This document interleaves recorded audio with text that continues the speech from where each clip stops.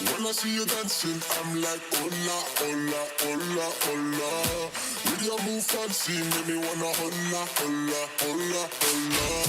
I got your attention, spending that moolah, moolah, moolah, moolah. I'm a drop popping, pocket, swola, swola, swola, swola. You're listening to the Greeks Gridiron, live with Ethan Haristadoulou.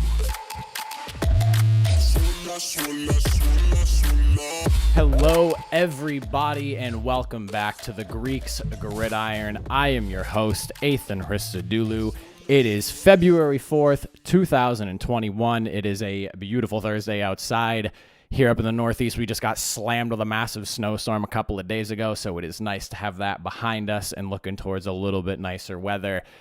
So, we are now, Thursday, Friday, Saturday, Sunday. We are 3 days removed from the big game, the granddaddy of them all, the Super Bowl. Big bowl of cereal that a bunch of people are just going to be fighting. No, I'm just kidding. But the Super Bowl, big championship game. Patrick Mahomes takes on Tom Brady, Chiefs versus Tampa Bay.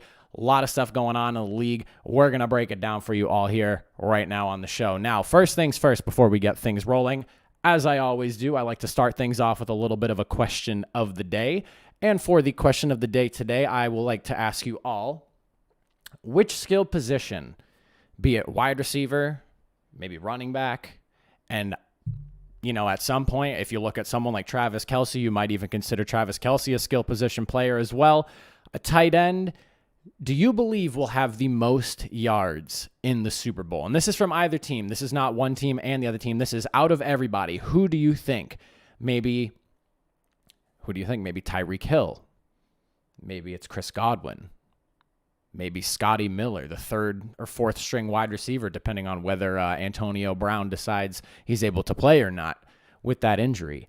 You have so many options, so many weapons that are going to be on the field this Sunday that you really can't go wrong with picking any of these players.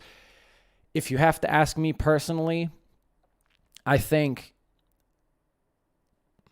if the Buccaneers are doing it right, they're going to have to try to shut down Tyreek Hill. As I talked about on Monday, Tyreek Hill is probably going to have to be the main focus. He's the one that rips those 50, 60, 70-yard plays when you least need them to happen to your defense.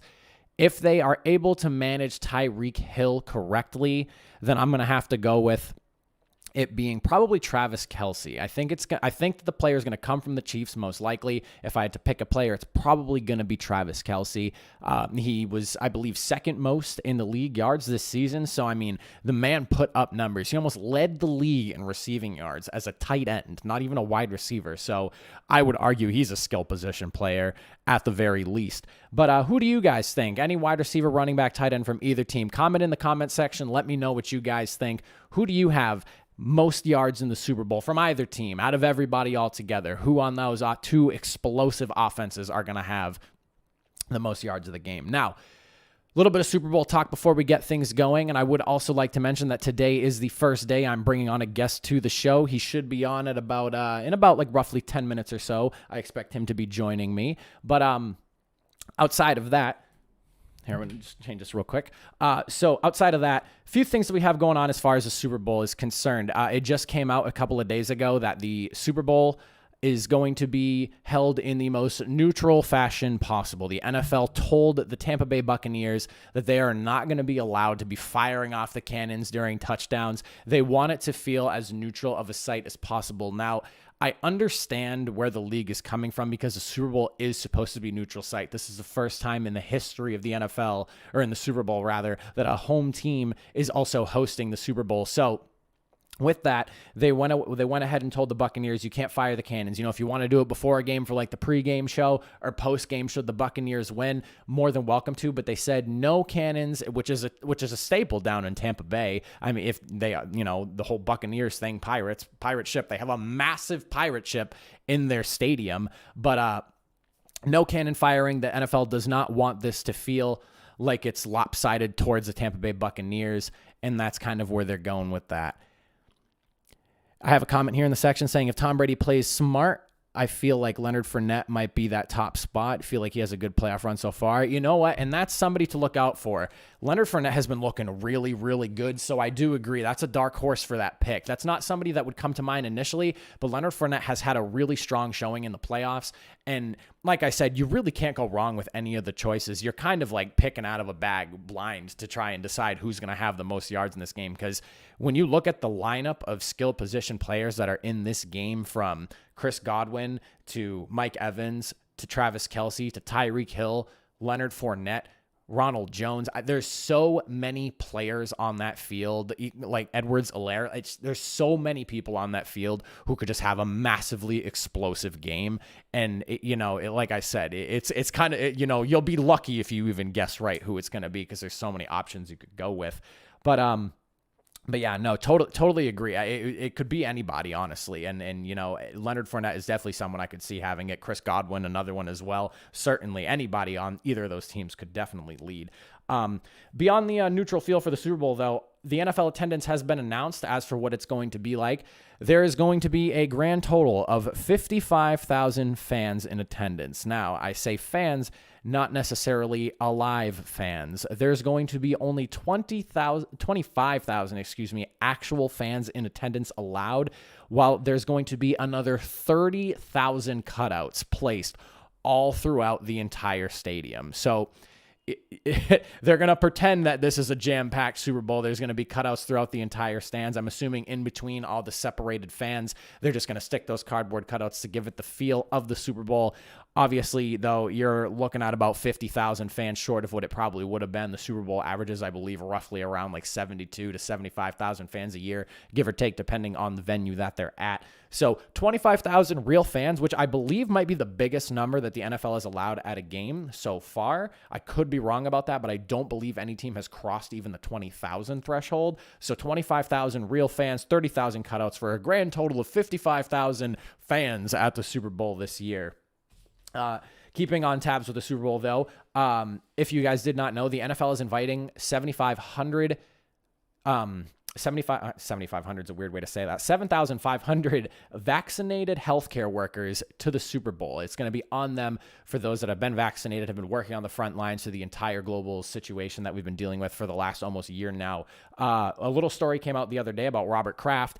He actually surprised 76 healthcare workers with an all expenses paid trip to the Super Bowl. I'm talking they're getting chartered on the aircraft plane. This is the same plane that brought Tom Brady and the New England Patriots 9 times to the Super Bowl prior, every single time they made it to the big game. So they're getting first class treatment, tickets paid for, hotels paid for, everything you could possibly ask for. They're literally riding in the private jet of Robert Kraft. That's absolutely insane. Great for them. I mean, to all the healthcare workers that have been out there slaving away the last, 11 months at this point now, maybe even a little bit more, well deserved to them. And, what a great show of just support from Robert Kraft to be doing something like that. I mean, I know that the NFL was providing them with tickets. I don't think that, anyone told Robert Kraft, hey, you need to, give them an entire expenses paid trip. I mean, they're literally just going on Robert Kraft's wallet. So that's a fantastic way to show the support from Robert Kraft. And it would be something that'd be nice to see coming from the other owners as well. Or if anyone sees that, maybe, they decide to do something like that as well. But beyond that, one final note I do have about the Super Bowl announcements. It looks like the Buccaneers. So the Chiefs, nobody was, besides the 2 players that are out for the Super Bowl for the Chiefs, not a single person in practice was limited yesterday in practice. It looks like the Chiefs are, aside from Eric Fisher being out and the linebacker Gay that was mentioned to be out after having surgery just a few days ago, the Chiefs are full go. Obviously, Eric Fisher's a big loss for them, but for the most part, they have, 51 of their 53-man roster readily available and ready to go play for them. The Bucs, though, they have had some questionable people on the injury report list throughout the week. Antonio Brown, wide receiver, still with the knee. Levante David, the hamstring. Safeties Jordan Whitehead and Antoine Winfield were all limited in Wednesday's practices. I did not get a chance to check out if anything changed as far as today's practices go, but from what I was reading yesterday, Bruce Arians was quoted as saying that most of them all looked good. Antoine Winfield went out and said that he's planning on playing. It sounds like Antonio Brown is going to be playing as well, just based off of reports. He's been feeling really good. He's had 2 weeks to kind of rest that knee. He didn't get to play in the NFC Championship game, so he's had quite a bit of time to, kind of relax, rehab a bit, and kind of get himself ready to go for the Super Bowl. All signs are pointing to him playing. As far as Jordan Whitehead goes, his shoulder, he was limited, but it sounds like, everyone was looking really good. The only one I couldn't really find any follow-ups on was Levante David. Arians talked about, the other 3 players, but nothing on Levante David. He still has his hamstring listed. I believe he was questionable was the last time when I looked. So still people on the injury report list for the Buccaneers. However, it's not looking like anyone's going to miss the big game, which is awesome because you're getting the 2 very best teams in the NFL going at it head to head at pretty much full force. And you can't really ask for much else than that. You want these teams as healthy as you can be. You want no excuses. You have the past versus the future, the Bucs versus the Chiefs, 2 explosive offenses, 2 very good defenses. You want to see the very best on the field to get the best product out of the Super Bowl. And it's exciting to see that it looks like even with the injuries on the Bucs list, they look like they're all going to be able to play, and we're going to be getting pretty much completely healthy rosters for the entirety of the game. In other league-wide news, though, it sounds like Matt Ryan's not going to be traded in 2021. The rumor mill is completely swirling on quarterbacks just going left and right. I read a report earlier this week that was saying anywhere from up to 18 expected quarterbacks are going to move this offseason. I think that was more just kind of taking the whole Stafford's moving and maybe Wentz is moving and kind of really running with the news. I would be shocked if more than 10 go anywhere. I know that there's a handful. I mean, we've already had 2 quarterbacks move, so we're already closing in on, 5, which would be like the halfway point. But the fact that the Falcons are not expecting to trade Matt Ryan does not surprise me. His name kept coming up, but if they move him, that's $44 million in dead cap money that they're going to have next year. And combined with the fact that the league salary cap is going down next year, projected roughly 20 million or so, give or take, I just don't see how essentially every team's taking a 20 million loss because of that. I don't understand how people expect the Falcons to, on top of that 20 million, double down on another 44 million in dead cap space from moving him. It just doesn't make sense. And on top of that, it's not like Matt Ryan can't go. Yeah, the offense hasn't been as good as it should be, but I mean, the defense has been more the issue over there than anything else. They really have not been the same since they lost that Super Bowl game to the Patriots a few years ago. And it's really funny to say that because look at where Tom Brady is in Tampa Bay now. But, I'm not surprised. I mean, you look at Matt Ryan's stats, 4,500 yards. He had 26 touchdowns, 11 picks, 65% completion percentage. I mean, that doesn't sound like a struggling quarterback. That sounds like a quarterback who's playing fairly well. Could he have maybe 5 or 6 more touchdowns? Sure. Those 5 or 6 more touchdowns probably mean that rather than being 4-12, they end up being, 8-8, 9-7, 10-6, something like that. But it's not like Matt Ryan can't still go. Matt Ryan's a fantastic quarterback. He does a good job controlling the ball. One of the smarter quarterbacks, a few years ago, he was touted as being so smart. And I remember them being, he's Peyton Manning like at the line. Now everyone's kind of like, oh, Matt Ryan's lost it. But I don't know. I blame more the defense for the Falcons' troubles than anything. And, I'm not surprised. The Falcons were even saying, under their new coach and GM, they don't really want to just completely turn over the roster because you have Julio Jones, who's still playing at an elite level. You have Matt Ryan, who's still playing at a high level at quarterback. It just doesn't make sense to completely turn the roster over with players like that just because you got a new regime. And, Matt Ryan and Julio Jones is an awesome connection. Calvin Ridley's at this point solidified himself as a solid number 2. If not, he's going to start pushing Julio Jones as he gets up there in age for that number 1 position. But yeah, it sounds like Matt Ryan not going anywhere this season. Not really surprised at that either. I would have been more shocked if he did go anywhere, especially with that $44 million just hanging over their head. In more quarterback news, Ron Rivera has not been completely committed on Alex Smith in 2021 being the starting quarterback for the Washington football team. He's the presumed comeback player of the year. That's what the entire league seems to be saying. Everywhere I've looked when they've been talking about the player awards this weekend, it sounds like Alex Smith is going to be the one getting it. To come back from the 17 surgeries he had in from what I've looked into and read about it, I mean, he was damn near close to dying at one point because of the complications from some of those surgeries. I mean, and for him to have come back, been able to start for an NFL team, not only start, he was successful. Alex Smith went 5-1 as a starting quarterback. Yeah, he granted, he got hurt at the end of the season there, wasn't able to play in the playoffs. Taylor Heineke was able to come in and light it up and almost beat the Tampa Bay Buccaneers during that first playoff game in the wild card weekend. But I mean, Alex Smith, he looks good. It sounds like he's also mulling over whether he wants to return or not. But I mean, if he comes back, Alex Smith definitely needs to be a starting quarterback still. I think he still has it. It's unfortunate he missed so much time. But I mean, with that, he also took a lot of time for himself to recover, recuperate, and kind of get himself reset and ready to go. And then one last thing before I jump in and have my guest join me.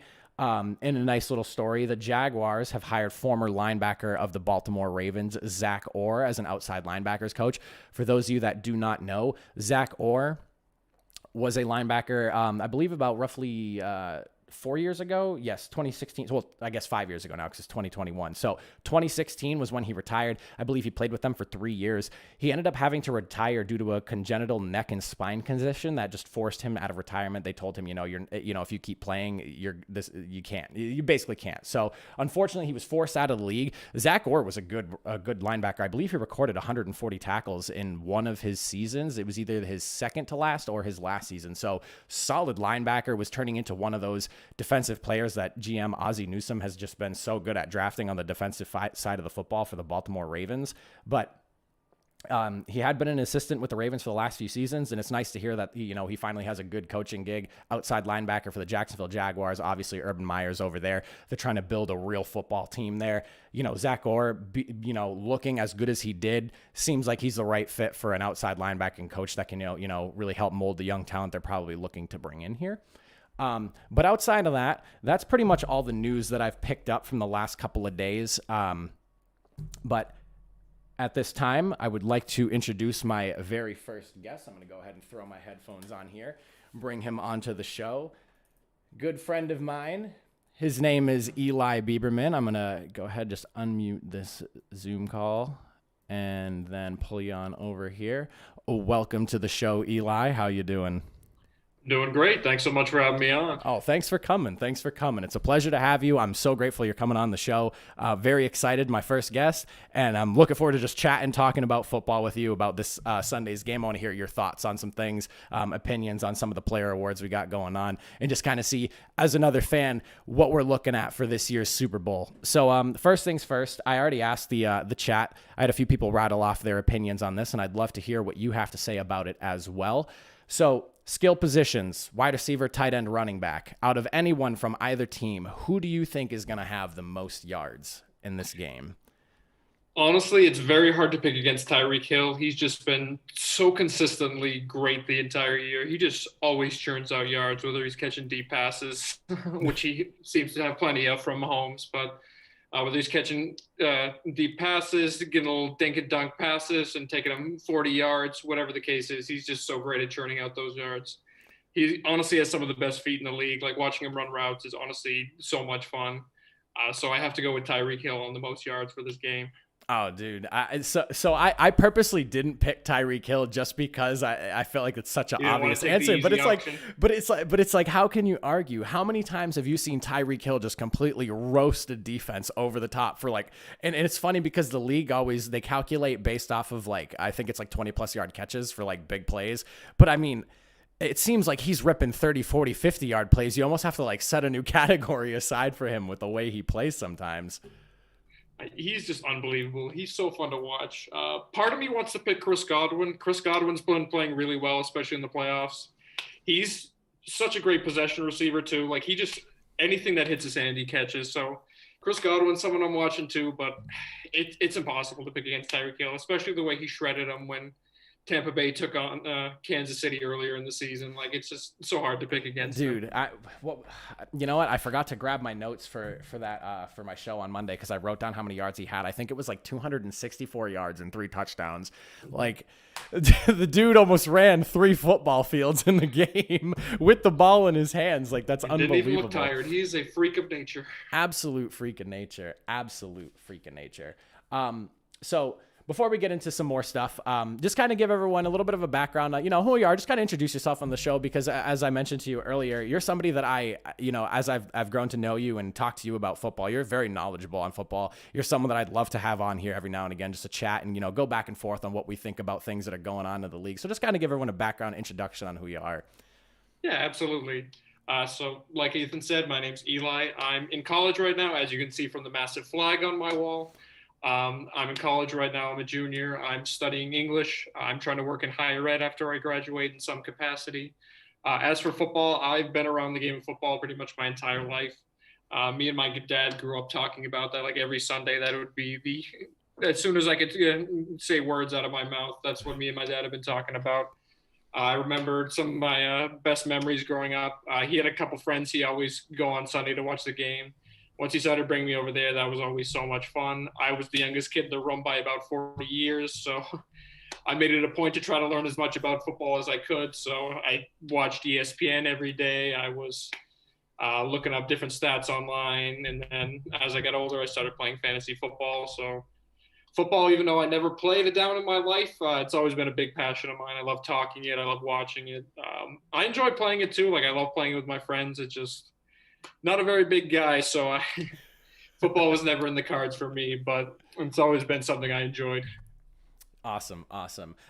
So as we were talking the other day, handful of things I do want to talk to you about. I'm very curious about your opinions on. First things first, there's a lot of big Saturday coming up. The player awards, obviously, a handful of things that are being pushed out. I don't know if you just saw this, but I was actually on Instagram earlier, and they were talking about the. I think Pepsi does like a offensive or rookie of the year award. I think it's just rookie of the year award. They do like their own thing on the side, and they named Justin Herbert rookie of the year. And I guess we'll just kind of jump right into the rookie of the year awards. I actually have Justin Herbert picked as my offensive rookie of the year. He threw 31 touchdowns, which I believe is an NFL record for a rookie quarterback. I don't remember the yardage total he put up, but I believe he put up the record for rookie yards as well. I mean, the dude's a stud, an absolute stud. And watching him play was probably one of the most exciting things because when you're that young and it's your first year, and he reminds me a lot of Brett Favre. He slings the football, absolute darts all over the field when it comes to firing those shots. He's always able to find the receivers. He has good movement in the pocket. Like he's just really impressive, and it's only his first year. So I mean, who do you think is going to be coming home with that offensive rookie of the year award? Yeah, like you said, like Justin Herbert, it's kind of hard to pick against him at this point. He was unbelievable. He broke Baker Mayfield's rookie touchdown record.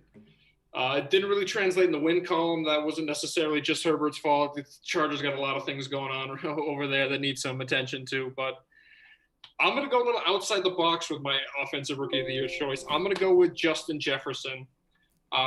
Just what he did in Minnesota this year was nothing short of incredible. Like, with Stephon Diggs going out, like obviously Stephon Diggs is one of the best deep ball catchers in the league.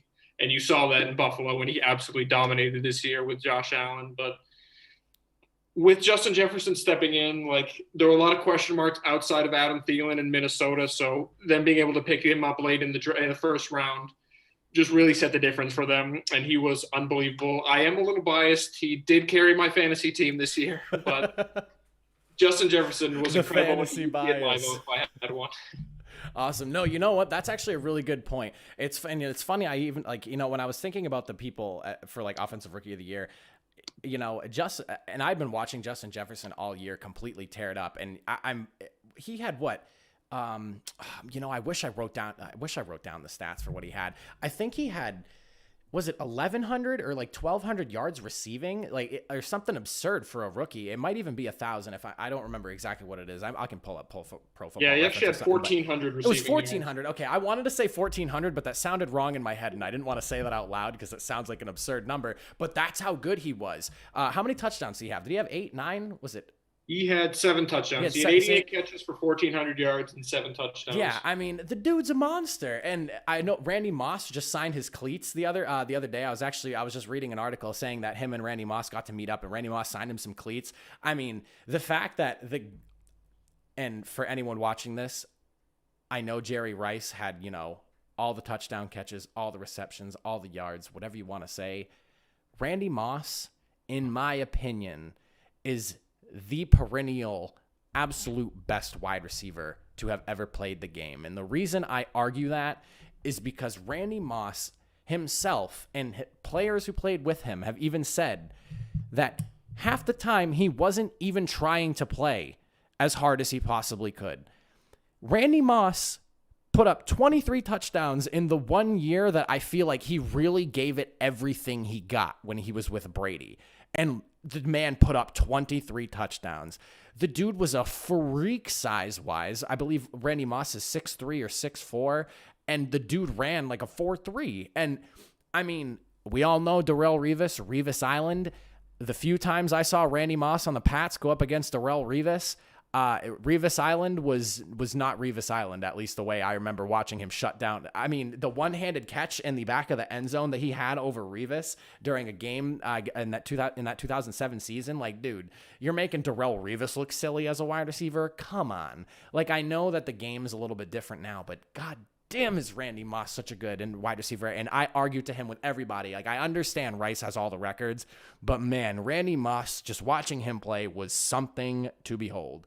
But, Justin Jefferson, though, after going on my rant about that. Everything you just said about Randy Moss, like, Justin Jefferson just broke a bunch of Randy Moss's rookie records. Exactly. So, but, yeah, like, to the point, I mean, you put him in the same conversation.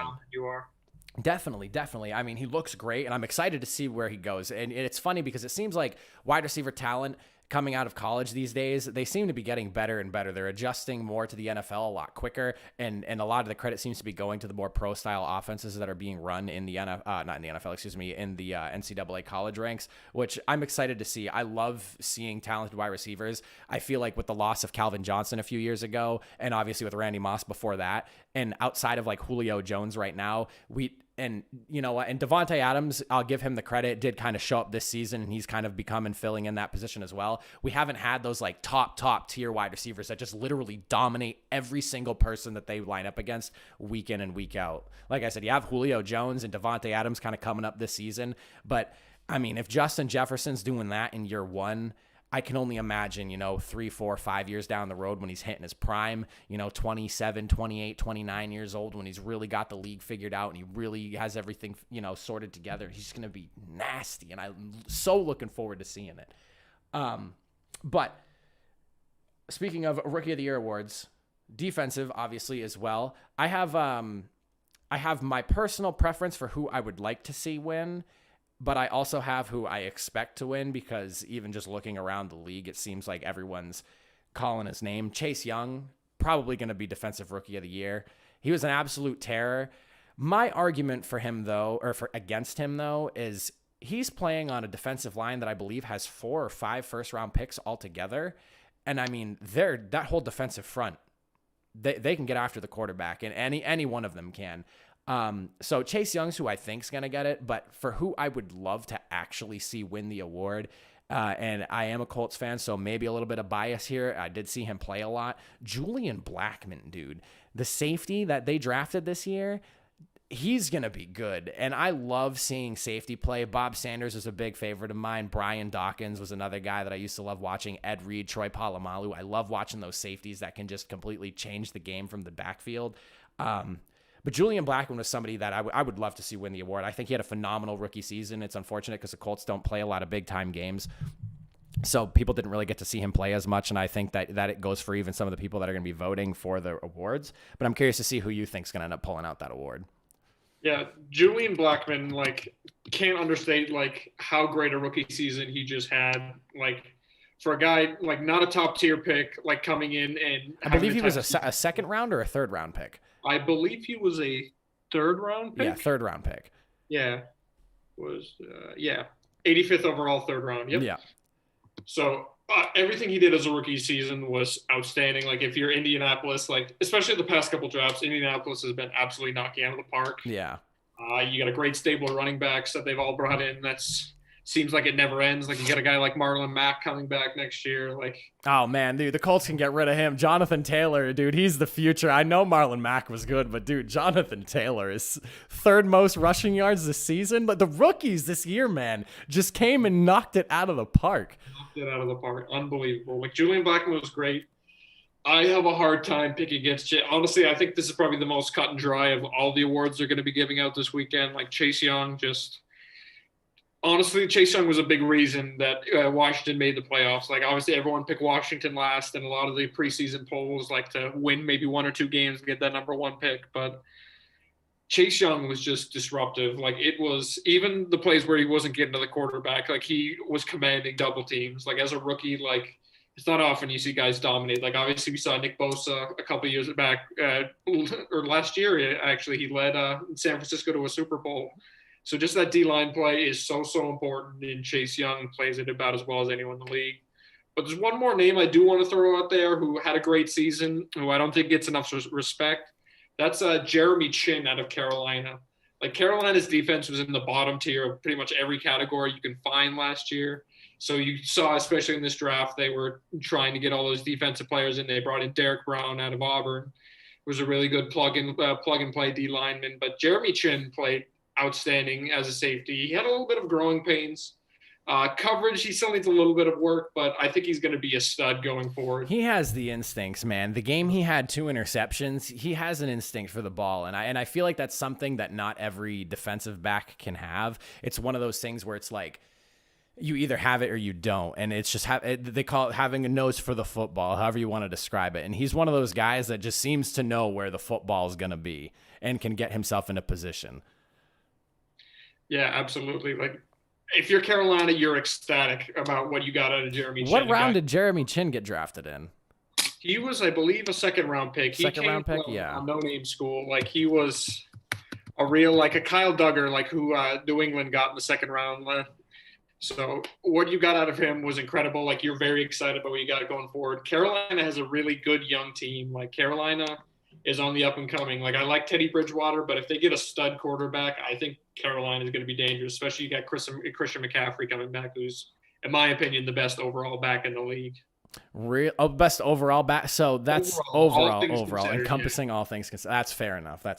I can agree with you on that. I'm very curious to see kind of what happens with the Carolina Panthers. They kind of seem to be in a weird position. It's weird because they signed Teddy Bridgewater, and I think he was only getting paid like $18 million per year for his 3-year deal that he has, which is very low considering what quarterbacks are making right now. But to have shoveled in so much money to a running back and they're building their team around the running back, that's such a weird concept to me. And maybe it's just because of the way the NFL has been the last few years, where you don't really necessarily build around your running back. You build around the quarterback position. Yeah, like you're not going to build around your wide receiver. You're not going to build around your, tight end or something like that. I'm curious to see how it works out for them. I think that they really need to find a solid wide receiver because Christian McCaffrey is great, and everyone really knows it now. And I think like last year was kind of like his coming out party, and now you need somebody to kind of pull the attention away from him. That way, you can open the field up for him so he can start getting all those receptions again, because he's a great running back, but he's just as good, if not better, at receiving. And I mean, the guy had 100 catches in a season as a running back. That's ridiculous. So, I mean, the guy's half a wide receiver at this point, if you really want to get into the nitty gritty about it. But I'm very curious to see how that works out for him. Or for them, rather, the Carolina Panthers. I think Teddy Bridgewater, he may or may not be the answer, but they need to find another receiver for him. That's for sure. I think they need, a true number one that can take away the, the pressure, prevent the defenses from stacking the box 8-man, 9-man fronts. Because that it's probably going to be McCaffrey getting the football when he's out there on the field. If not, it's going to be, checked out to somebody else off like a slant. You need somebody that's going to be able to, threaten the defense downfield. That's going to threaten them on those big plays. That way, you can kind of keep the defense a little more honest and not just stacking the box every single play, knowing that Christian McCaffrey is probably getting the football. Right. No, absolutely. Like, who I want to see Carolina target in this upcoming draft is Kyle Pitts out of Florida. Like, having a tight end, like, taking up space in the middle of the field, even if he's not averaging like the Gronk, Travis Kelce numbers. Like even if he's just taking up space, like you got good receivers. Like Robbie Anderson's a burner. Like he's as fast as anyone in the league. Having a guy like him on the outside, not having double coverage, having the safety come down on that tight end and Kyle Pitts make all the difference in the league, take his game to the next level. Yeah. You also got DJ Moore too, who I think is a really good receiver. He's not a number one. You're right. They don't really have a number one receiver. They have two really solid receivers. I think Robbie Anderson's over there, right? Or Robbie Anderson? Robbie Anderson. Yeah, yep. yeah. He came from the Jets last season. Yeah, and he's like I mean, and no disrespect to him, but I would say that the both of them, DJ Moore and him, they're both, I would say, like solid, really good number twos. They're like on the cusp of number one, but they're not quite as talented as some of those elite level wide receivers. Yeah, no, I couldn't agree more. Like they're going to lose Curtis Samuel this offseason. I think he's going to command a bigger contract than anything they can afford to. He's a really fun gadget player who, if he goes to the right system, he could be incredibly dangerous. Like if he goes to like a New Orleans, like he could be a really dangerous player, someone you can target in your fantasy leagues next year. But yeah, I think Carolina is just missing a couple pieces, but I think they're in a really good place. I really like Matt Rule, their head coach. I think he's done a really tremendous job of keeping them motivated in a not so great season last year. Like they showed up and played all 16 weeks. So I think if you're Carolina, you're excited about what you've got going on. And the Panthers had a handful of games that, I mean, they were in it and they lost by like a score of 7 or less. And I mean, that's something that, you know, for where this team is, the Panthers losing Cam Newton and just kind of like the mayhem that caused, you know, and like I know that the fan base was really upset about it. And it's like, it was such a controversial thing for them to have like done to kind of just move on from Newton. I mean, like you said, to kind of keep them in it. And, you know, I think they went, I believe 6-10, I want to say is what their record. Right. 6-10, if I'm not mistaken, maybe 5-11, but I think 6-10. I mean, 5-11. 5-11. Yeah. I mean, for them they had a couple of tight games. That 5-11 could have very well been, you know, 7-9, 8-8, you know, if they were able to pull off those tight losses. So, I mean, I would say that they're like a solid wide receiver, and maybe, you know, you need a couple more pieces on the defense away from actually being like a legitimate contender. And I don't think that Teddy Bridgewater is really the issue there. I think it's more so the line needs to be shored up. They need a true number one wide receiver to complement McCaffrey, and, you know, the defense, they got to put that back together, back to, you know, being a more championship caliber defense. And defense wins championships. You know, if you look at the two teams that are in the, you know, the championship game this Sunday, obviously, you know, powerful offenses, but they both have either good or better defenses than the majority of the league. And it's another thing too, like your defense will look so much better if your offense is just that great. Like these two teams are great examples. Like these are arguably the two best offenses in the league. It's at least like top 3 or 4, but like their offenses are just so dominant. I believe it makes their defenses better. Like it's so much easier to play defense when you're playing with a lead. Well, when you're not dealing with 3 and outs every other drive. I mean, your defense stays off the field. You're more well rested. That's something you can argue that for a lot of teams. Like the defenses are better than they actually are, but when the offense is so poor and your defense is being thrown out there every 3 downs because your offense can't move the football, or maybe it's like every 5 downs, whatever it may be, you know, dead drives lead to a gas defense, and what happens when the defense is a gas? They get burned and teams put up points. And that's where, like, you know, teams like the Chiefs, where, you know, they can control the ball for 5-6 minutes and still score a touchdown. That gives the defense plenty of time to kind of reset, recuperate, and get ready to go to play again. Same thing with the Buccaneers. Like that's kind of like those two teams' biggest strengths is like they have very good defenses, but like their offense almost complements them and makes them a great defense because it prevents them from being on the field, you know, every 2 minutes when they turn the ball over.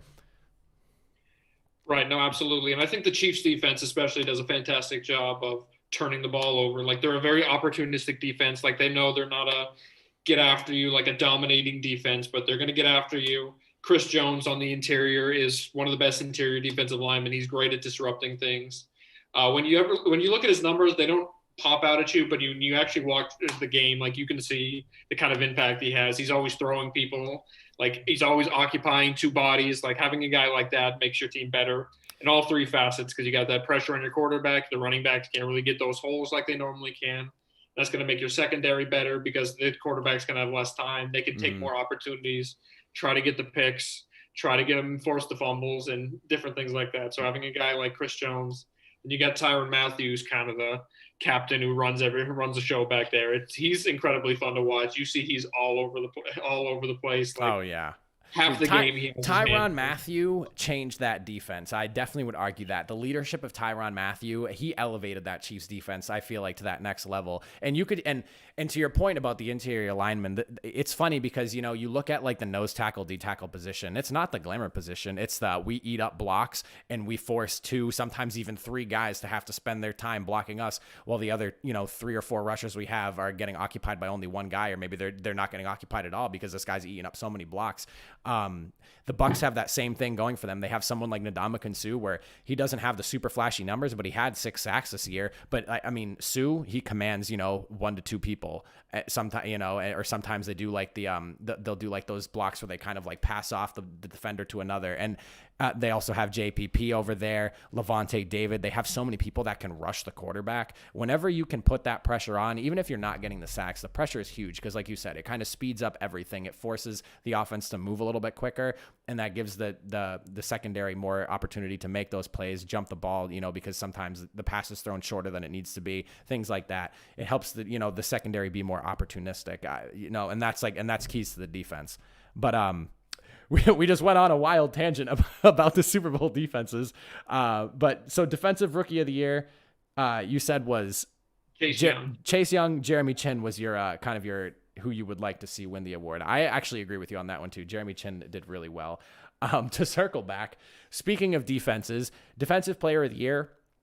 I saw this a lot, and I fully agree with this. And this was kind of like when I think of defensive player of the year, I think of Aaron Donald. I mean, there's no better defensive player, I think, in the NFL right now. Currently, he requires 2 people every single play. Period. End of story. You're not gonna, unless like very few offensive linemen I feel can really go toe to toe with him one on one. Someone like a Quentin Nelson or like I'm trying to think like. Williams, he's on the 49ers. I can't think of his first. Trent Williams. Yes, Trent Williams on the 49ers. Like a Zach Martin. Yeah, or like yes, like big. Yeah, Zach Martin. Yeah, like you know, you need those big offensive linemen, like somebody that you know is a perennial offensive lineman, best at their position, can maybe hold their own. But realistically speaking, you're assigning 2 people to block Aaron Donald because if you're not, he's getting to the quarterback. And like, despite the fact that everyone knows he needs to be blocked, the man still had, I believe, 13 and a half sacks this season. So it's like, it doesn't even matter that he's getting double teamed. He's still getting in there, still wrecking defenses. And honestly, to my point, you saw how the defense looked against the Packers when the Rams played them last week. They didn't have the gas. They didn't have the pressure on the defensive front to be able to, you know, force Rodgers to really be uncomfortable when they were playing.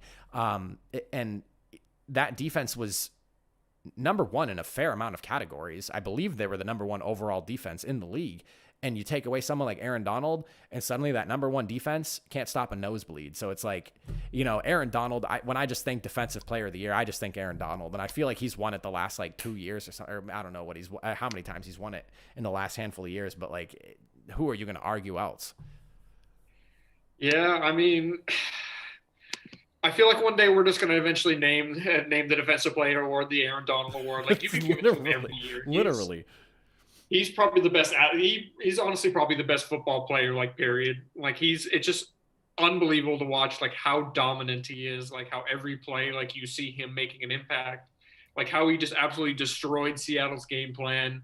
Wild card weekend made Russell Wilson uncomfortable. Like Russell Wilson's a guy who likes to move around. So when you have a nose tackle getting that kind of pressure, like it just absolutely destroys your game plan. Yeah. But this year, I actually have a different one. I think it's finally time that the younger Watt brother gets his due. I think he's finally time he wins his Defensive Player of the Year. Came in second last year to Stephon Gilmore, which love Stephon Gilmore. TJ Watt had a great argument for last year, but I think this year is finally the year he comes and gets it. He led the league in sacks this year. He was, from a pass rush standpoint, he was as good as anyone. He dominated coming from that outside linebacker position. What he does to a game plan is similar to an Aaron Donald type, although he's coming from the outside when Aaron Donald's coming from the inside. But TJ Watt just really throws a wrench in game plans. And you saw that Pittsburgh defense, like they started the year 11-0, and the biggest reason was that defense, is how dominant they were. They were not letting anyone get up on them. And then that offense really fell apart as the season went on, but it's really unfortunate they had a really good defense because Micah Fitzpatrick is one of my personal favorite players in the league. But I think it's finally time TJ Watt gets his due. Always led the league in tackles for loss, led the league in sacks, always in the backfield, on the field for 90% of the plays. Like, the dude is out there, he's grinding. I think it's time he gets his due this year. You know what? That's a fair argument. TJ Watt is an absolute monster. I love that the Watt brothers are all just in the NFL, just tearing it up. Even I don't know what his first name is. He plays fullback for the Steelers as well. He's Derek Watt. Derek Watt. He playing the fullback position, one of the only real fullbacks in the NFL. I think there's only like 7 actual fullbacks in the NFL. And I mean, he paved the way for, a couple of running backs in Snell and Connor that I don't necessarily think are the best running backs, but I feel when you have a solid fullback who can throw the blocks and, be a big part of that run game, it makes the running backs look that much better. So it's like, I love seeing the Watt brothers just all in the NFL, just tearing it up at their positions. I would definitely love to see TJ Watt getting his award. I think that, like you said, he led in sacks. I could totally see him getting it. Especially when he was hurt was when that defense really started to let up. He missed a few games and you could tell that he's almost like the lifeblood and anchor to that defense on the outside. And like you said, yeah, granted, he's rushing from the outside, Donald's from the inside, but either way, when you're getting in there and and especially this season where, there's no crowd noise, the quarterbacks hear the footsteps coming. So you have to believe, that's where the panic's really starting to settle in. And I'm curious as to how that must have been for some of those quarterbacks where you're hearing a lot more footsteps than you normally would. So the paranoia is probably just cranked up a little bit more because you're like, wait a second, is that my lineman stampeding behind me? Or is that somebody coming to hit me on my blind side? But I could definitely see TJ Watt getting the award too. A lot of the people seem to be pretty split on Donald and TJ Watt. I would love to personally see Watt get it. I just have the feeling that Aaron Donald with the name value as well is going to end up getting the award based off that. Like if you're going to break down a tiebreaker, I feel like the NFL likes to go with household names. TJ Watt put his name in the conversation. Donald's been there. So I feel like that's kind of how that gets decided. But I could definitely see TJ Watt getting it as well. And you mentioned Minkah Fitzpatrick earlier. What a story that dude has. He was on the Dolphins, considered a complete draft bust. Dude's like, get me the hell out of Miami. And now he's over here in Pittsburgh and he's one of the better safeties in the league. Like, I'm so happy for him. I love seeing him be as good as he was projected to be because he was supposed to be a great corner coming out of college. And now he's just tearing it up at safety. I'm glad in this conversation, like we're highlighting the D linemen and the safeties. Those are the two most underappreciated positions on that defense. Like everyone talks about the corners, everyone talks about the linebackers. Rightfully so, of course, but it's the D linemen and the safeties who play the biggest roles but don't get nearly as much credit. Like a great safety can make all the difference. Like watching Devin McCourty in New England for almost a decade now, like the difference he's made on that defense coming from the safety position. Like Stephon Gilmore is fantastic, but having Devin McCourty in that outfield ready to help with the tackle, come in for an interception, whatever the case is, having a guy like that really makes a humongous difference. And like Minkah Fitzpatrick is one of those nose for the football guys. Like wherever the football is, like you see Minkah Fitzpatrick right behind, ready to bust some skulls, whether he's come for the pick, come for someone's head, whatever it is. So I'm glad we're giving the big boys some credit here. Oh today. Yeah, dude. I love seeing good defensive play from any position. I'm a big lineman person. I'm a very big fan of like watching offensive line and defensive linemen just go at it. It's like watching just a war of monsters among men going after each other. But yeah, man, I love to see Fitzpatrick doing well. It was funny seeing, kind of how he was almost like chased out of Miami, and now to see where he is now, he was like a big anchor to that, championship caliber defense. Like you said, it's unfortunate the wheels kind of fell off for the offense in Pittsburgh, but man, that defense is going to be good for a handful of years because they're really young too. That's the other thing. Aside from like a piece or two on the D line, that's a pretty young defense in Pittsburgh. Yeah, now Pittsburgh, I think, has a chance to be really good for the next couple of years if they find somebody that Ben Roethlisberger can take under his wing. Like they signed Dwayne Haskins. I think that could potentially be great. Like I think Dwayne Haskins has all the tools physically.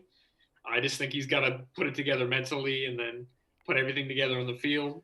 I think it's a great situation. It's two similar type quarterbacks. Like those are two big guys. Those are two statues in the pocket. Yeah, who are trying to throw the deep ball, two big armed quarterbacks. So I think if they could turn Dwayne Haskins, sit him next year, let him watch Ben Roethlisberger as Roethlisberger plays what's most likely going to be his last year in the NFL. Watch him, learn from him, and they really do a good job with him, then they could be set for the next couple of years. You got a lot of young wide receivers. Like you got your Chase Claypools too. You got a lot of good young talent. Like the Pittsburgh's team is really good. They built it very Pittsburgh-esque with great defense. And they just need a running back at this point. If they can find like a Najee Harris out of this draft. Yeah, dude. Pittsburgh's so good at drafting defense, and they're so good at drafting wide receivers. Like, the amount of receivers who have come out of Pittsburgh is absurd when you think about it. Like, just in the last handful of years, like, you had Hines Ward, then it became Mike Wallace while he was there for his time. He was dominant for a handful of years. Emmanuel Sanders, Antonio Brown, Chase Claypool, Juju Smith-Schuster. It's Santonio Holmes. Yeah, Santonio Holmes, like, dude, the list goes on and on. Like, greatest Super Bowl catch in history, in my opinion, is a Santonio Holmes one. Like, I mean, it's like a wide receiver factory over there in Pittsburgh. I don't know what it is, if they just know how to develop. I want to know who the wide receiver coach is over there. If it's been the same guy for this many years, I wouldn't be surprised, because they push out damn good products every single year. And I love the consistency of it. It just seems like, oh, okay. Oh, no, Antonio Brown's gone from Pittsburgh. Well, boom, Juju Smith's not the answer. Well, here comes Chase Claypool. He's an animal. He can, this dude's a rookie. He has like 8 touchdowns. I mean, they can just pull out wide receivers out of nowhere, and it doesn't even matter the round. Like, Antonio Brown, I think, was like a 5th round draft pick. Chase Claypool, I think, was a 2nd. I mean, like, you're looking at all these players that they're not even like projected super high, and they're not even drafted high, and they're still becoming awesome players. So you love to see it. Yeah, Pittsburgh clearly has a formula, is what they've always done. Normally they have a better running back than they did this past year, but it's always been they win on defense and they win with good skill position players. Like, you can see, like, you got guys like Jerome Bettis, like the bus, one of the better running backs of all time. Like, they love to build that way. It's just unbelievable what they've always been able to do. Like, they love to smash you in the face. Like, whenever Pittsburgh, Baltimore come on, I always turn that game on. It's always 2 teams punching each other. It's always nitty gritty. I love it. So much fun. But I have to push back on one thing you said. You said that Santonio Holmes catch was the greatest in the Super Bowl you've ever seen. I have to go with, again, bias on this one, Patriots fan, but Julian Edelman's catch against Atlanta, the one where he caught it off the dude's foot. That was the most absurd catch I've ever seen. Like, that's some like NFL street type catch. That's something you do in the backyard. That's not something you do on an NFL field. That's a fair argument. That's a fair argument. I actually was talking about greatest catches in the Super Bowl with a buddy of mine the other day, and one catch that I don't think anyone will ever remember because of the game and just the absolute collapse of the Atlanta Falcons. In that same game, Julio Jones caught a crazy sideline catch overhead. And well, I'll have to send you the video of it, because he actually sent me the video and I watched it. But Julio Jones had a monster of a catch in that game. And this was when the Patriots were still down, I think, like, they were still down like a score. So they needed the Falcons to turn the ball over so they could get it back and keep the ball rolling. And I remember him telling me, he's like, dude, when I saw this catch watching the game live, like, you would have thought the game was over at that point, because he caught that thing like 30 yards down the field, and that should have been the end of the game. And obviously the Falcons, found a way to lose that game. But that's a fair argument. I don't know, man. That Santonio Holmes catch in the corner, dude, that is like game on the line. They need the score, back of the end zone. Oh my God, dude. Like the helmet catch of David Tyree, people talk about all the time, but dude, there's a handful of catches that are better than that. The Mario Manningham catch, the second time the Giants and Patriots played in the Super Bowl on the last drive for the Giants. Dude, this guy caught that thing and he was practically laying on the ground with like the tips of his toes on the side of the field, just outside the sideline. There's so many good catches in the Super Bowl. I could go on and on about it, but I definitely agree with you that the Julian Edelman catch was very good. Yeah, like you always see, like, it takes one outstanding play to win a Super Bowl. You can't win a Super Bowl without a one outstanding play. Minus the 13-3 Patriots-Rams Super Bowl, like the most boring Super Bowl in history. We'll ignore that one for now, but other than that, like, you need to have that one defining moment that you look back and, like, this was the moment that the Super Bowl was won. Like, obviously, you talk about the David Tyree catch, like, that changed the game. Yeah. And obviously, the Giants, they went on to go Eli Manning threw a touchdown to Plexico Burress, game over. The Mario Manningham catch, unbelievable. My dad still loves to talk about the Wes Welker drop in that game. Dude, that Wes Welker drop cost them the game. Yeah, it did.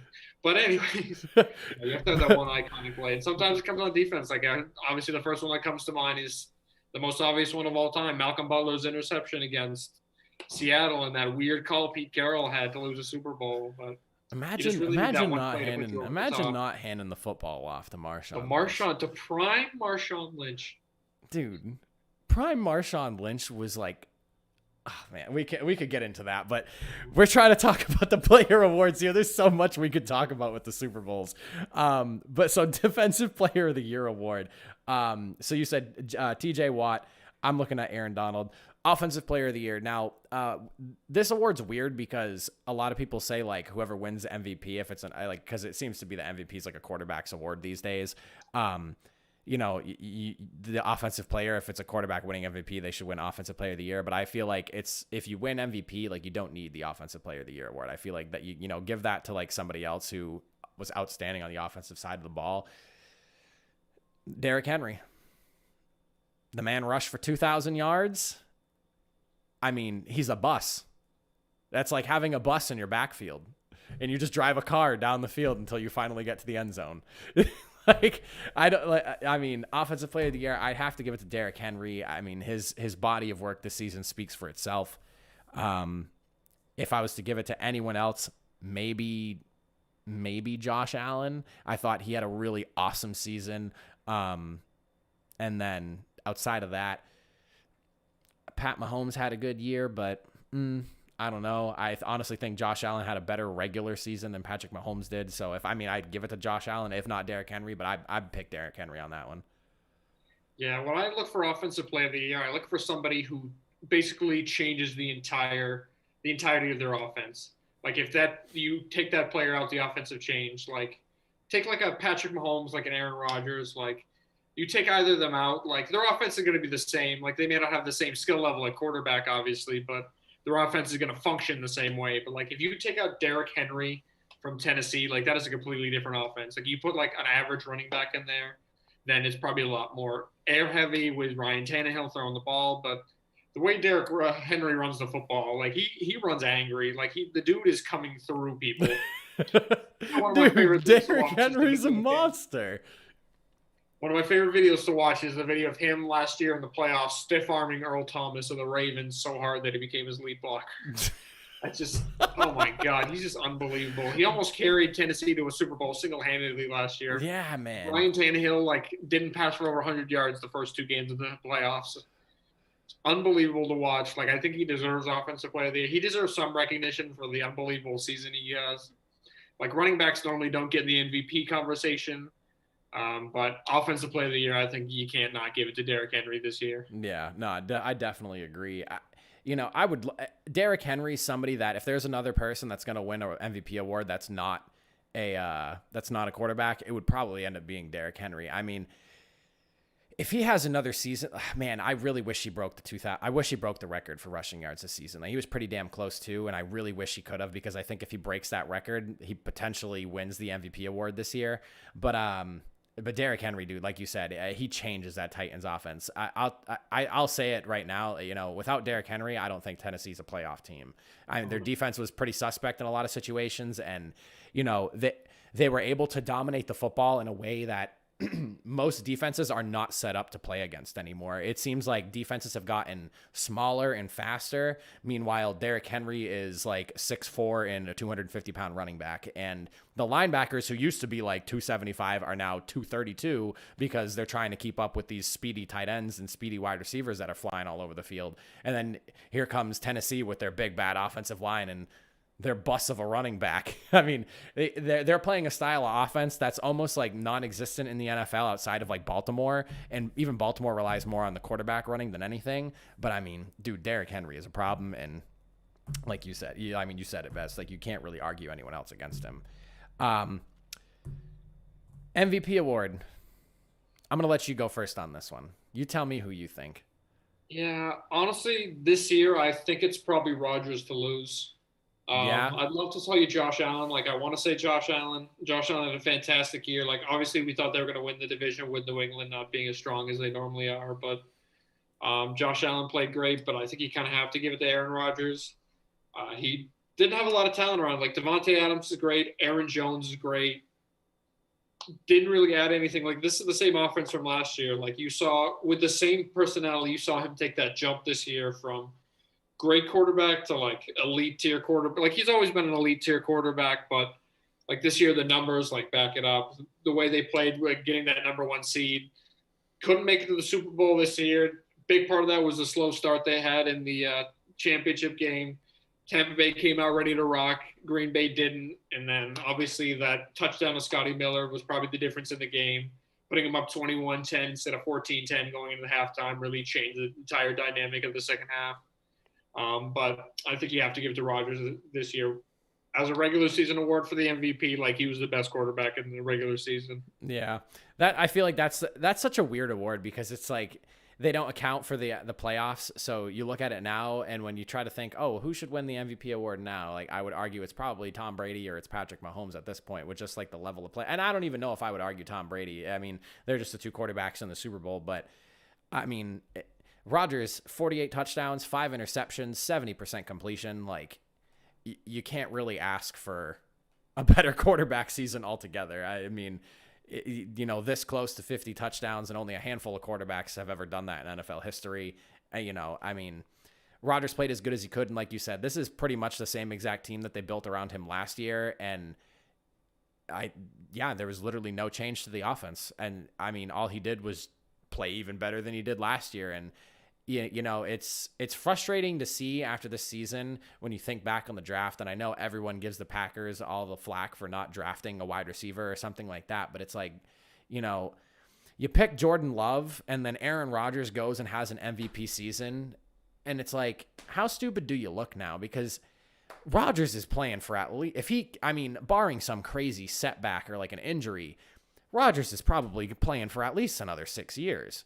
I mean, if he takes care of himself the way he's claiming he's taking care of himself, and if he looks towards like what Tom Brady's doing with longevity to keep himself in the league as long as he has too, I mean, Rodgers is just slinging the ball. He just came off, he's 37 years old and just came off the MVP season. Like, he's not going to just all of a sudden fall off a cliff in 2 years. I believe that he's probably going to be in Green Bay for at least another 3-4 years. And at that point, Jordan Love's not going to be in Green Bay for another 3-4 years. I mean, you're going to tell me they're going to keep him around that long and pay him a boatload of money to hope that he ends up being like Patrick Mahomes? Like, that's the only reason he got drafted, is because people were like, oh, Jordan Love, similar to Patrick Mahomes with his backyard style of play and big arm. That was like the big comparison that everyone was giving Jordan Love, was Patrick Mahomes. And I was like, slow the roll here for a second. He had one good season, and then the second year after that, he threw a lot more interceptions. So, I mean, but yeah, like you said, Rodgers MVP award's his to lose. I would be legitimately shocked if they give it to anyone else. I don't even know who else you could really give it to in comparison. I guess Derrick Henry if somebody really likes running backs, but I mean, the MVP is kind of like the quarterback of the year award at this point. Comeback player of the year, Alex Smith. I don't really think there's a conversation on that one. No, like I was going to say Alex Smith. I mean, he didn't have great numbers, but like the fact that he's out on the football field playing games like is absolutely incredible. Dude, he went 5-1.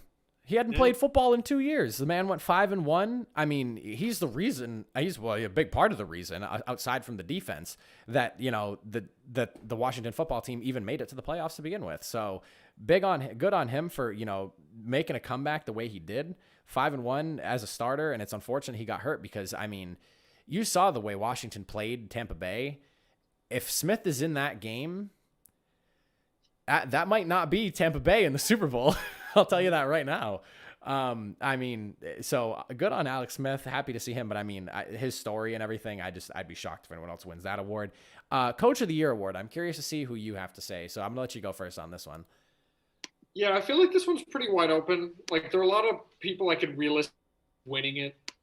Top of my list, the 2 guys I've been circling the most probably is Sean McDermott out of Buffalo. Like, obviously, like, they had high expectations to win the division, but you have a conference title game you went to this year. Like, you dominated the division. You're a top seed in the AFC. Like, I think he's just done a fantastic job. Like, in my coach of the year, I usually like to see, like, how they built up to it, too. Like, if it's a first-year coach, and they do these unbelievable things, then we got to give him credit for that. But just watching the way McDermott's built up that program, basically from the ground up, it's been unbelievable to watch. Like, Buffalo is going to be very good for a long time. Like, they're built to win now and later too. Like, they've done a fantastic job of that. The other guy whose name I've been circling is Ron Rivera. Like, with what he did in Washington, the fact that even in a weak division that they were even in playoff conversation, was unbelievable.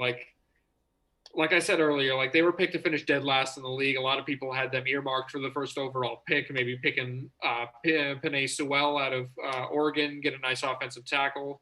But what Ron Rivera did can't be understated. And the fact that he did it while going through chemotherapy just shows how incredibly tough he is and just the culture he's trying to build, that if you give me your all, I'm going to give you my all.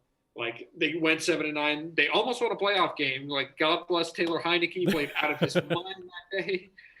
I probably had about 12 concussions in that game, but he kept getting up and kept going. So God bless him.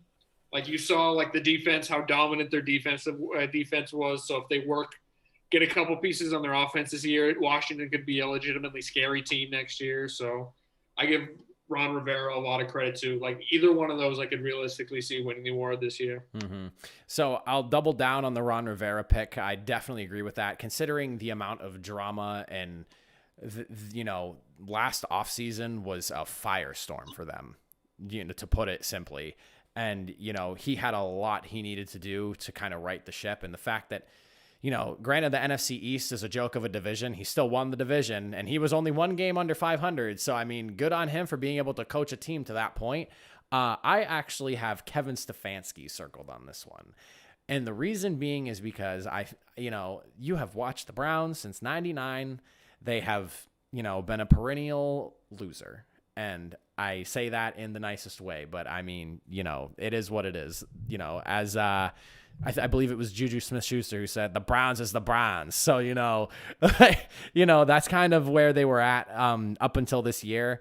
And being a first-year coach, Kevin Stefanski had kind of a lot of, I don't want to say he had a lot of expectations, but they had a roster that's built to win. On paper, the Browns should be a great team. And it was unfortunate that, last year they turned out the way they did. They obviously just did not hire the correct coach for the position. Kevin Stefanski completely flipped that organization. They won a playoff game. He made them a contender, and that's exciting. I'm excited to see where the Browns go. I'm a big fan of Baker Mayfield. I love the swagger he has. A lot of people think, franchise quarterback, Tom Brady, Peyton Manning, well-spoken, Drew Brees, Phillip Rivers, those kinds of people. Pat Mahomes also well-spoken, Josh Allen, same deal. Baker Mayfield has kind of like that attitude, like I'm the man. I like that.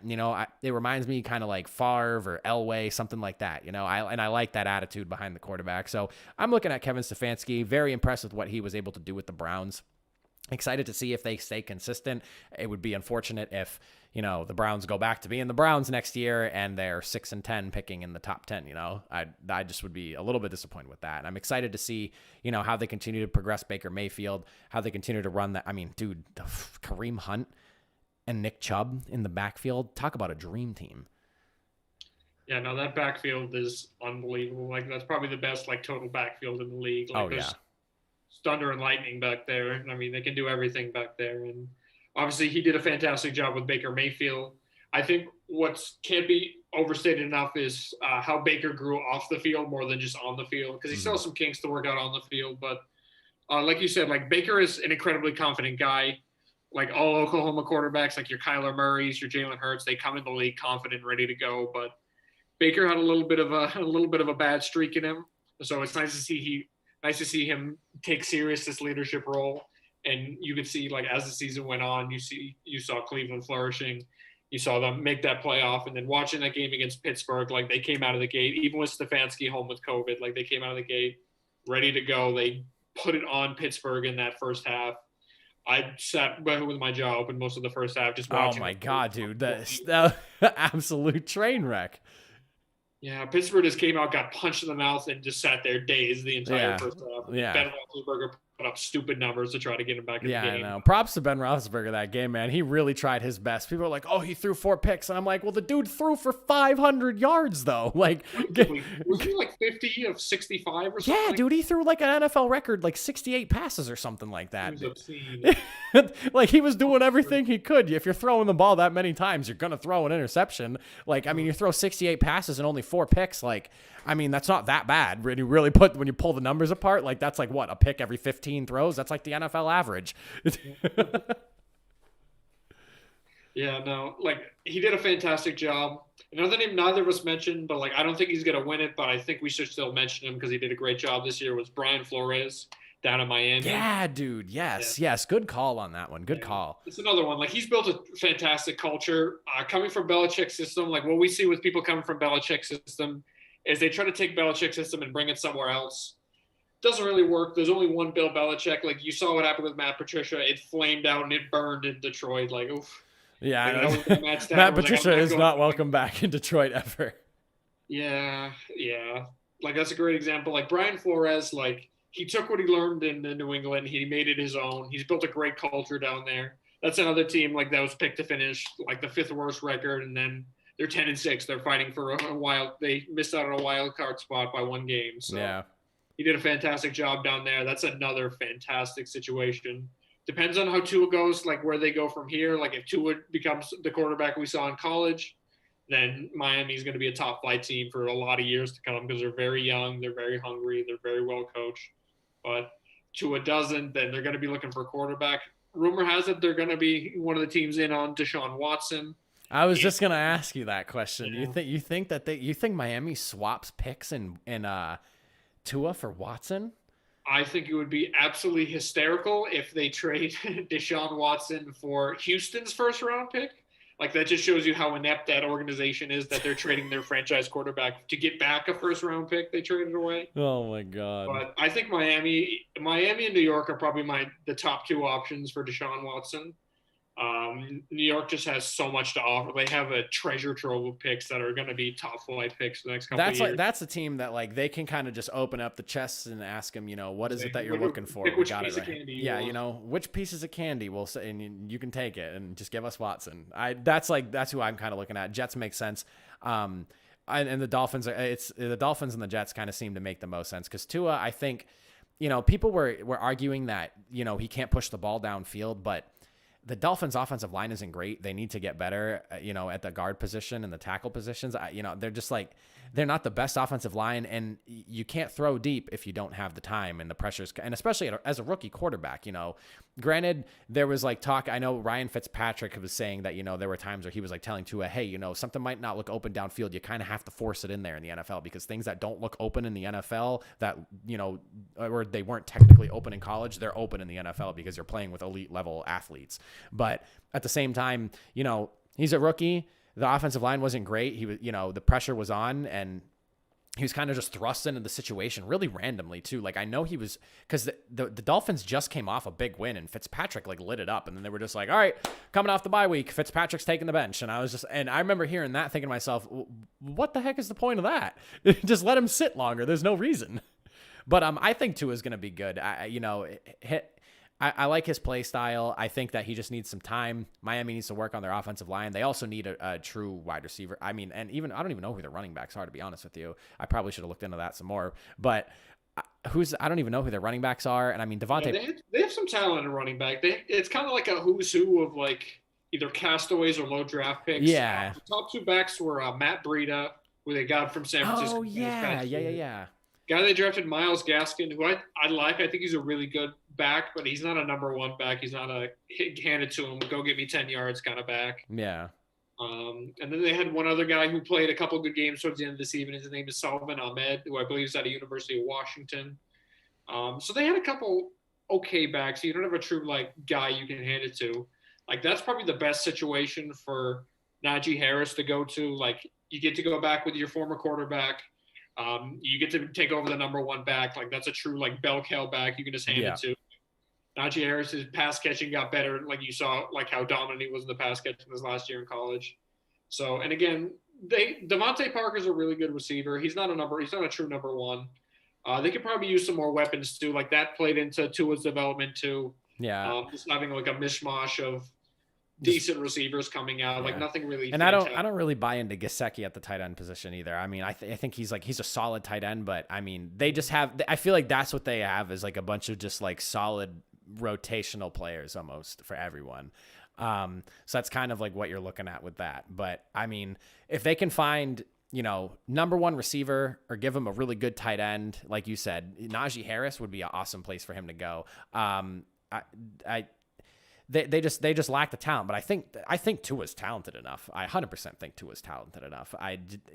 He proved it in college. So And not only that, like he played well in the big games, he won himself a natty, and like, it's just, I don't know. I love the fact that he's a lefty quarterback too, and maybe it's because I'm lefty, but that flips a defense. Because when you think about like when it comes to game planning, you game plan based off of how a right-handed quarterback plays typically. So when you're playing as a lefty quarterback, if you're good, that almost works in your favor because you flip the defense and they have to play essentially backwards. Everything you would normally do, you have to do it the other way around, and that doesn't always translate. Someone who's a good edge rusher on the left side isn't necessarily a good edge rusher on the right side, and like when you're picking tackles, your right tackle is essentially your left tackle because that's your blind side. So it's like it flips the defense in a weird way that I think works to your advantage, which is like when you look at someone like John Elway, who was great at the quarterback position, that is something that you probably don't think about at face value. But when you're flipping a defense to play the opposite way they typically are playing, that does translate in some way to be a disadvantage for the defense. So I would love to, and I think Tua has the talent. So I'd be shocked if he ends up flaming out, but I don't want him to go to Houston. I don't want anyone to go to Houston. Houston, you can't overstate like how poorly like Houston is doing right now. Like your best player wants out. Your second best player is probably going to be right behind him and asking for a trade. Like you don't have a lot of draft picks coming up. Like you traded away your best receiver last year is one of the best receivers in the game. Like Houston is like trending in the absolute wrong direction. Like you saw it in their head coaching search. Like none of the top tier candidates seem to want to go down and interview for that job. Like I believe David Cullen's his name, the guy from Baltimore, who could be a great coach, but I don't think that was initially who they wanted. Like, I don't know. It's just not a good situation going on in Houston. They're looking like they're headed towards a lot of bad years. Yeah, they have a hand, which is unfortunate because it felt like they were kind of digging themselves out of that because the Texans were bad for a while, and then like with J.J. Watt coming in, and they had those years with Kubiak and Schaub, and they were somewhat of a threat, and Arian Foster was there. Oh man, those were the days. Andre Johnson. But it seems like since then they've just been on a slow downward trend, and when you have a talent like Deshaun Watson, I mean, what are you guys doing? You're wasting prime years of a top 5 quarterback here. I mean, Watson put up numbers and he has literally nobody to throw the football to. But yeah, man, I definitely, I agree that Houston Texans are in some deep trouble, and they're looking at least like 2, 3, 4 years minimum. That's if they even start riding the ship the right way. But that's our conversation on the NFL Player Awards. We sidetracked a little bit at the end there, but, other than that, the only other real conversation piece I had for you, Super Bowl this Sunday, obviously. What's your prediction? Who are you looking at? Well, I have my prediction and what I want to see. And what I want to see personally is a college, like an Oklahoma, like Texas, like shootout. I want to see like a 56-50 game. Like I'd be all for it. These are two elite offenses. I want to see Tom Brady and Patrick Mahomes. Like, we don't know how many more Super Bowls Tom Brady has left in him. Like, dude's in his mid-40s, still churning out Super Bowls like it's nothing. Like, eventually he's going to fall off the cliff. Who knows when? But I just want to see them go head-to-head. Like, this is, like, the best quarterback of the past 20-plus years versus the next quarterback who's going to take the reins from him as soon as he retires. So I just want to see an absolute shootout. I want to see 56-50. But realistically, what I'm going to guess, I'm going to say I grapple with this one a little bit, but I think I'm going to go with Kansas City 38, Tampa Bay 31. I'm going to say Tampa falls a little bit short, falls a touchdown behind. I think the line's like Tampa +3, so Kansas City's favored by a couple points. I think they cover. I think they win by a full touchdown. I think Tom Brady battles with them to the end, but I think Kansas City's just too overwhelming with what they've got going on over there. It's weird because, the old defense wins championships seems to have always ring true, but when those defenses never met an offense like the Chiefs, man. They just got track stars that can actually catch the football and a tight end who can catch the football and run you over at the same time. And they got Le'Veon Bell and Damian Williams and Clyde Edwards-Helaire and Sammy Watkins and so many people, dude. It's just like they have so much firepower in that offense. I picked I was talking, I think the question that I had on Monday was what quarterback's going to throw for more yards. I have Mahomes at like 375 and Brady looking at like 320, maybe 325.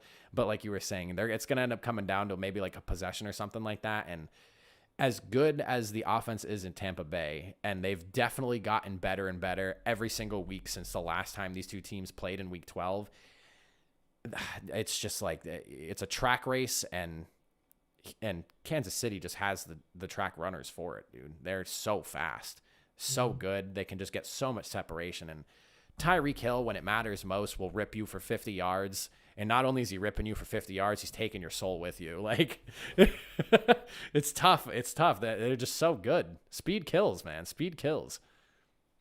Yeah, no, definitely. Like, take a guy like McCole Hardman. Like, he's not like an elite tier route runner. He's not the only thing elite he has going on is speed. Like, he's going to fly by you easily. Like, you see it on his punt returns, you see it on his receiving. But, like, the dude always seems to be open. I think it shows a lot of what Andy Reid does, like how great of a offensive game planner he is. Like, for example, like you see like with Travis Kelce, the play they like to run down the red zone where they just shovel it to them. Now you see other teams trying to emulate that too. Like, that's a sign of like a great coach or a great game planner, when something you're doing becomes a wrinkle in other people's offense. People see that and it's like, oh, I want to do that. I'm going to put that in my game plan too. It's just like, you want to pick against Kansas City because nobody likes to see back-to-back championships. You want to see everything mix it up, but like, there's just way too much going on with them. Like, you saw last year on the Super Bowl run, like every game they won the playoffs, they came back in the game in some capacity. Like Houston, they were down like 17-0. They came back. Just every single game they played, they come back. So you don't really see any chinks in the armor. So yeah. Tampa Bay is going to have to really they're going to have to really dig deep and figure something out. And I mean, at this point, the Chiefs have lost one game in Patrick Mahomes' last 26 starts. Like, and it was the Raiders that beat them, and nobody even knows how the Raiders did it. Like, they just were lucky that 1 week. I mean, and maybe that's what it's going to take, is Tampa Bay has to be the next lucky team. But I mean, Andy Reid is drawing up plays like a madman. Bieniemy is a fantastic coordinator as well. Like, they are just two masterminds, and people are like, Bieniemy's not getting a head coaching gig, and like, yes, he deserves it. That's not even a question.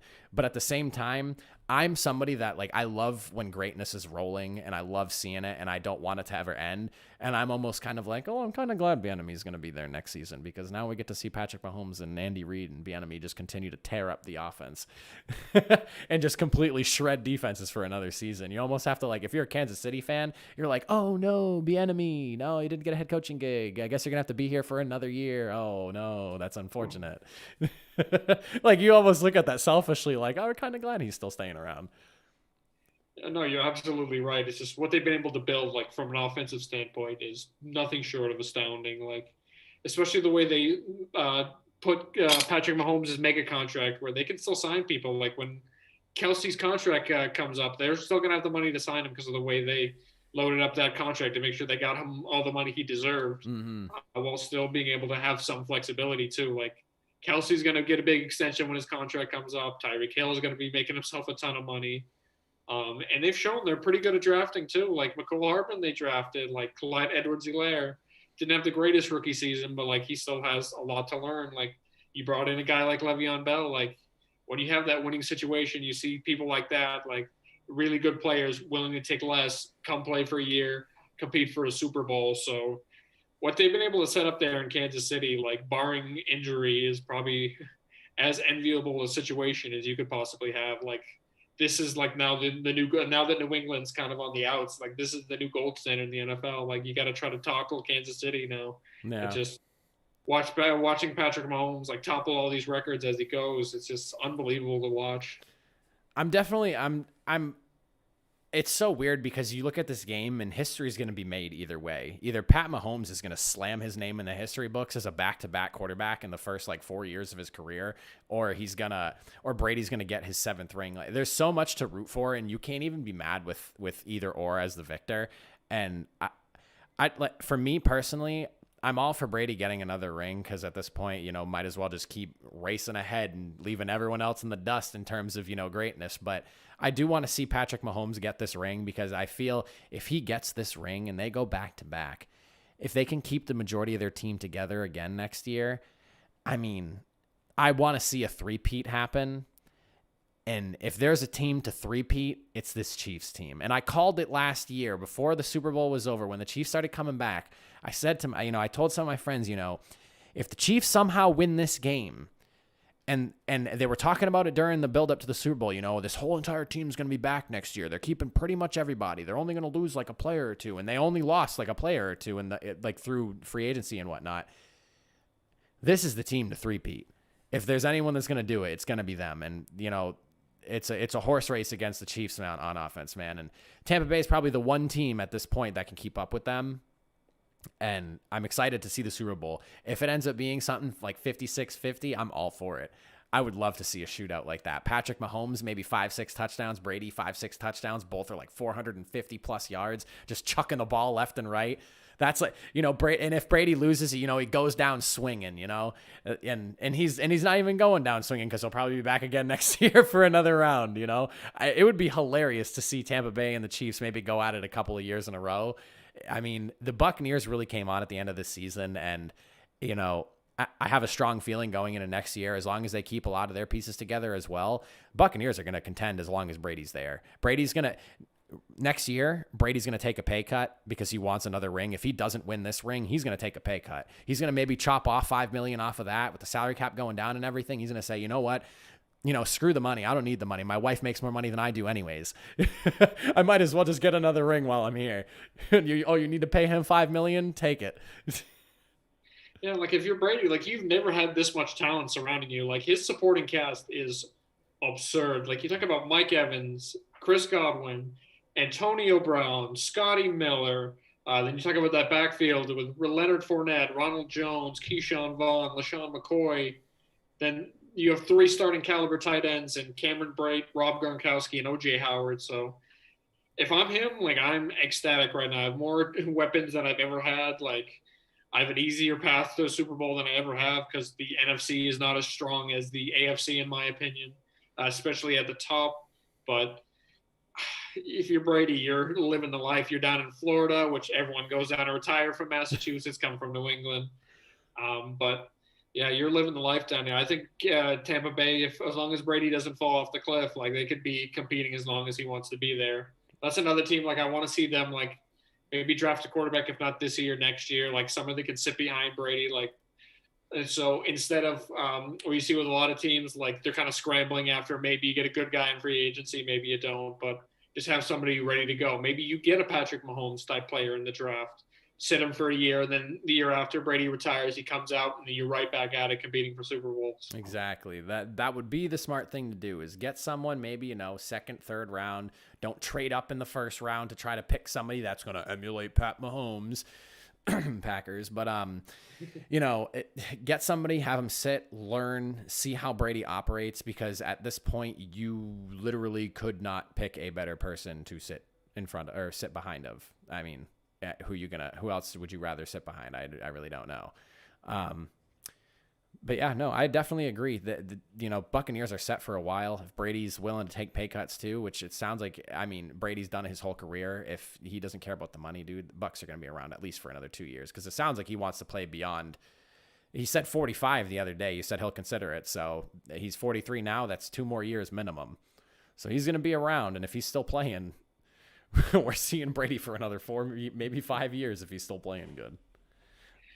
Unbelievable. Hasn't not lost a step on his deep ball. Like at 43 years old, normally the first thing you see is the legs. Then right after that's the deep ball. Like you see wobbly passes down the field. He's still chucking it pretty good. It's funny because people were saying his deep game wasn't as good as it used to be. Like, the last couple of years in New England, when in reality, you start to look at it now and it's just because the receivers there are literally no one. It's a lot easier to throw a deep ball to Mike Evans than it is to throw a deep ball to, I don't even know who you throw a deep ball. N'Keal Harry. N'Keal Harry, Jacoby Myers, maybe. Yeah. No, but But that's pretty much everything I got for you, man. I appreciate you coming on. This went a lot longer than I was expecting it to, but I'm glad that you were able to hang out and, just chat it up with me. It's been a pleasure having you on. We'll definitely have to do this again soon. But thank you so much for coming on, Eli. Looking forward to having you again on the show, maybe post Super Bowl. We do a little bit of a Super Bowl recap or something and just kind of go back and forth about that. We can get in touch about that later. But thank you so much for coming on, man. Yeah, thank you so much for having me. I had a ton of fun. Like you said, we went on for a long time, but nice talking some football. It always is. Football in February is an exciting time of the year. Definitely. All right, man. Well, you have a good rest of your day. We'll be in touch soon, all right?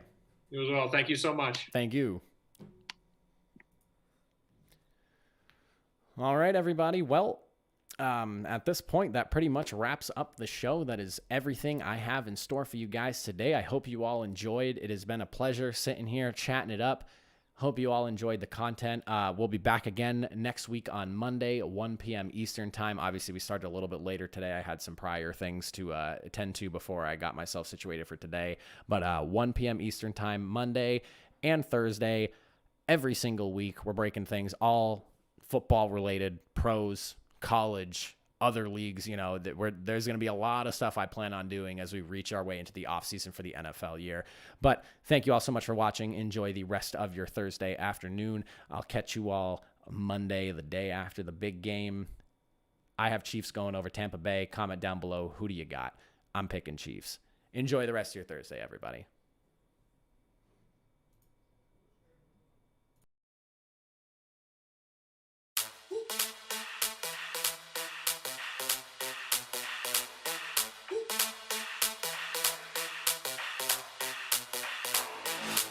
When I see you dancing, I'm like, hola, hola, hola, hola. With your move fancy, make me wanna hola, hola, hola, hola. I got your attention, spending that moolah, moolah, moolah, moolah.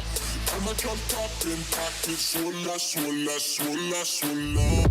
You're listening to the Greeks Gridiron, live with Ethan Haristadoulou.